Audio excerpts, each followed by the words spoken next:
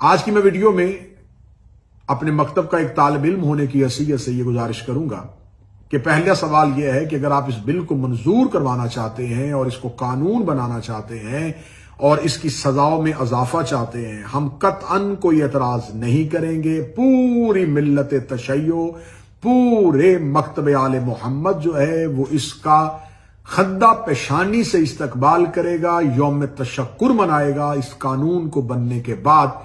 لیکن آپ کو اس سے پہلے ہم سے ایک ڈیبیٹ کرنی پڑے گی۔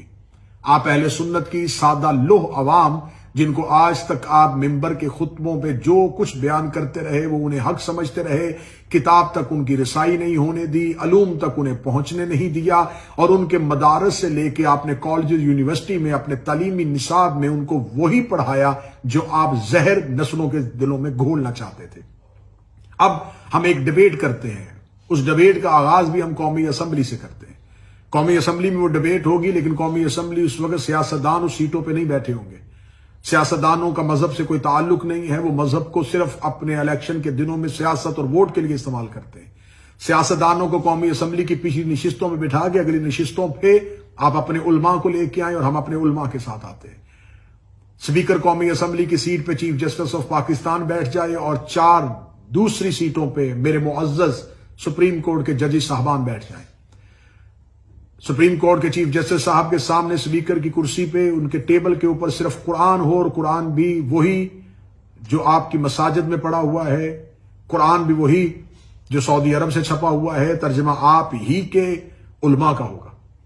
قرآن سامنے رکھ لیا جائے گا اور اس کے بعد ایک لمبی ڈیبیٹ کا آغاز کرتے ہیں اور ہم سوالات رکھتے ہیں۔ یہ سوالات سوشل میڈیا پہ میں سادہ لو اہل سنت، وہ عوام جو جن کو سمجھانے کی کوشش کی جا رہی ہے کہ شاید شیعہ جو ہیں وہ اس بل اور قانون سے اس لیے گھبرا رہے ہیں کہ وہ صحابہ کی توہین کرتے ہیں۔ میں سوال رکھنا چاہوں گا کہ آپ سب سے پہلے ہمیں یہ بتائیں کہ رسالت مآب صلی اللہ علیہ وآلہ وسلم کے فرامین کو ترک کرنے والے افراد کون تھے؟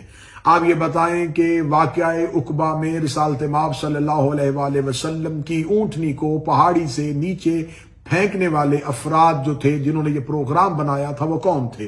وہ 12 منافقین جن کے نام رسول اللہ نے حذیفہ یمانی کو بتائے تھے، وہ 12 لوگ کون تھے؟ وہ کون سا فرد تھا جو ساری زندگی حذیفہ یمانی سے پوچھتا رہا کہ ان ناموں میں کہیں میرا نام تو نہیں ہے؟ پھر آپ ہمیں یہ بتائیں کہ رسالت مآب صلی اللہ علیہ وآلہ وسلم کے سامنے اونچی آواز میں گفتگو کرنے والا کون تھا؟ کس کے لیے قرآن کی آیت آئی کہ خبردار میرے نبی کے سامنے اونچی آواز میں بات مت کیا کرو؟ وہ کون سے لوگ تھے جو ازواج مطہرات کی عزت نہیں کرتے تھے اور خدا کو قرآن میں نص دینی پڑی؟ وہ کون سے لوگ تھے جنہوں نے نبی کو کاغذ قلم دینے سے انکار کیا تھا؟ وہ کون سے لوگ تھے جن کو حجرے سے رسالت مآب نے یہ کہہ کے نکالا تھا کہ میرے گرد شور نہ کرو؟ وہ کون سے لوگ تھے جنہوں نے رسالت مآب صلی اللہ علیہ وآلہ وسلم کی زندگی میں مسجد کے اندر بیٹھ کے رسالت مآب کے خلاف گفتگو شروع کی اور قرآن میں سورہ منافقون اتر آئی؟ وہ قرآن میں سورہ منافقون کی آیات جو تھی وہ آیات کافروں کے لیے نہیں تھی، یہودیوں کے لیے نہیں تھی۔ ان آیات کے مصداق اس دور کے کون سے افراد تھے؟ بعد از رسول جناب رسالت مآب کی دنیا سے جانے کے بعد آپ ہمیں بتائیں کہ رسالت مآب کے جنازے پہ شامل ہونے والے افراد کون تھے؟ جن کو رسول کے بعد خلافت اور حکومت ملی، وہ جنازہ پیغمبر میں کہاں تھے؟ وہ رسول پاک کی تدفین اور تکفین کے وقت کہاں پر موجود تھے؟ رسالت مآب صلی اللہ علیہ وآلہ وسلم کا جنازہ کس نے پڑھایا اور کتنے افراد رسول کے نماز جنازہ میں شریک ہوئے؟ بعد از رسول جناب رسالت مآب کے جانے کے بعد سقیفہ بنی سعدہ میں جو خلافت تقسیم ہوئی، جو اجماع ہوا، وہاں پر جو شور ہوا تھا، وہ شور کرنے والے افراد کون تھے؟ سعد بن عبادہ انصاری قبیلہ خزرج کے سردار کو وہاں پر مکوں، تھپڑوں اور ٹھڈوں کے ساتھ مارنے والے افراد کون تھے؟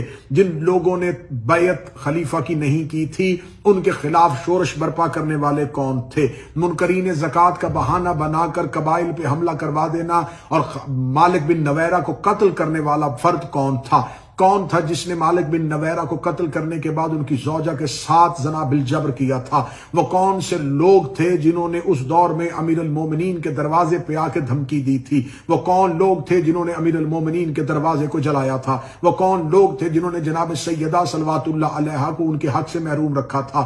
وہ کون لوگ تھے، صحیح بخاری میں موجود ہے، جن سے جناب زہرا آخری وقت تک ناراض رہی تھی؟ وہ کون لوگ تھے جن سے جناب زہرا نے وصیت میں کہا تھا یہ میرے جنازے پہ نہ آئیں؟ وہ کون سے لوگ تھے جنہوں نے جناب سیدہ کا نماز جنازہ وصیت کے مطابق زہرا کے کہ ان کو میرے جنازہ پڑھنے سے روک دیا جائے، وہ کون افراد تھے جن کی جناب زہرا نے جنازہ نہ پڑھنے کی وصیت کی تھی؟ وہ کون سے افراد تھے جنہوں نے امام حسن علیہ السلام کے جنازے پہ تیر برسائے تھے؟ وہ کون سے لوگ تھے جنہوں نے امام حسن علیہ السلام کے خلاف قیام کیا تھا؟ وہ کون سے افراد تھے جنہوں نے امام حسین علیہ السلام کے خلاف بیعت یزید کی تھی؟ وہ کون سے افراد نے جنہوں نے یزید کا ساتھ دیا تھا؟ وہ کون سے افراد تھے جو ہر دور میں آئمہ کے مقابل کھڑے رہے؟ وہ کون سے لوگ تھے جنہوں نے مدینہ میں واقع حرہ پہ بیت اللہ اور مسجد نبوی کی توہین کی تھی؟ یہ تمام سوالات جواب طلب ہیں۔ ان تمام سوالات کے جواب جب آپ کو مل جائیں گے، اور وہ تمام افراد، ہم شیعوں کی کسی سے ذاتی دشمنی نہیں ہے، کسی نے ہمارا باپ دادا قتل نہیں کیا ہوا،